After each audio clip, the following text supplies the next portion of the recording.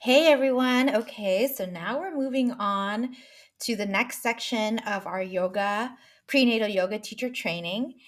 And I have my daughter here, so let's see how long she'll let me do this video. Hopefully, she'll enjoy her bottle here and her little toys. All right, so we'll talk about class structure. How do you structure your class?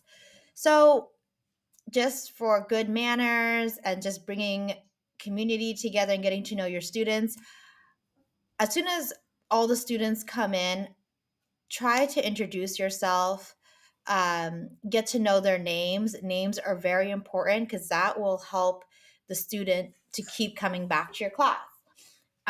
Second is once everyone is settled and maybe you have prepared the room, I would say this is good customer service is to give everyone their prenatal props, set it up. And I like to set up the room to where, sorry, I keep checking on my daughter, making sure she's okay. I like to set up the room to where the moms are kind of facing each other or you're making a circle so you can all see each other. So the most important part of prenatal yoga, it's gonna be this might blow your mind and it may not blow your mind. But the most important part of prenatal yoga class is building a community and allowing each mom to share their prenatal experience. So a lot of the times when people get pregnant, maybe their friend group or whoever they hang out with don't all get pregnant at once. So your responsibility is to open the floor to where they can share what they want and make friends. All right. So with that in mind, after you introduce yourself, maybe you share like one personal fact, maybe your mom, how long you've been teaching yoga. Um, then you would try to transition the room into going around and having each mom introduce themselves. One of the prompts that you can have for them is say your name, how many weeks pregnant you are, what would you like to work on or focus on in class today, and then you can cater your sequence to maybe they say lower back, maybe you cater your sequence to lower back pain. And then once you introduce everyone and everyone introduces themselves, you will remind the moms that the class is a safe space for them to share what they need to share. It's also a safe space for them to eat during class. I let my prenatal moms eat. It's also a great place to show or great time for you to show them where the restroom is, and allow them to leave class whenever they need to, if they need to get water, if they need to use the restroom. And then I would emphasize, please listen to your body. Okay. So don't overdo. Always listen to your body and always ask yourself, am I honoring my baby? Am I honoring myself? Okay. Then I would explain the props that I have set out for them: bolster, blanket, belt, and blocks.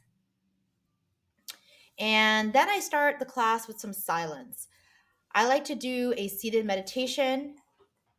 You can do a breathing practice there.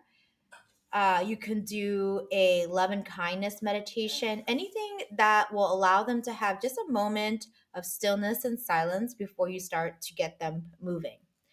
Then I would do some warm up preparation poses. I'll go into detail of what warm up preparation poses are great for the beginning of class. Then you go to your standing poses, your seated poses, pelvic floor exercise, restorative poses, and then Shavasana. So, with all that, in later on in the training, we'll go through each part and dissect what I mean by each section of your class structure.